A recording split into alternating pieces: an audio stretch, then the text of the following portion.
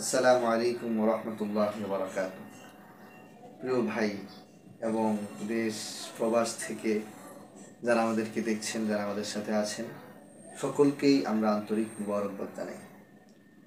আজকে আমি মিডিয়ার যে নির্যাতন আমাদের কওমি মাদ্রাসা এবং দিনদার সমস্ত মুসলমানদের উপর মিডিয়ার যে নির্যাতন, সেই নির্যাতনের ব্যাপারে আমি ইঙ্গিত করব, একটা বিষয় স্পষ্ট করতে চাই।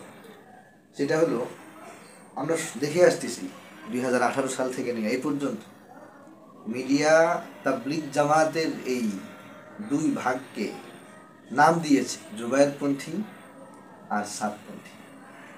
আমরা এটা স্পষ্ট করতে চাই, মিডিয়ার সমস্ত কর্মীকে এটা স্পষ্টভাবে জানাই দিতে চাই যে জুবায়েরপন্থী বলতে কোনো শব্দ নেই।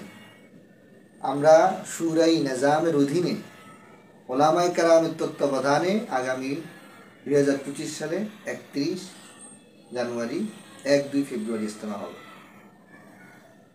সাদপন্থী বলতে পারে, কারণ তারা সাদ হাদাহুল্লাহকে অনুসরণ করে।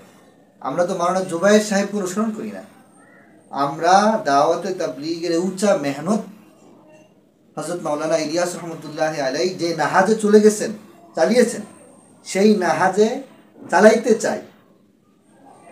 এবং সর্বশেষ হযরত মাওলানা ইনামুল হাসান রহমতুল্লাহ আলাইহি উনি বলে গেছেন যে দাওয়াতে তাবলীগের নাহাজ শুরাই নিজামে চলবে।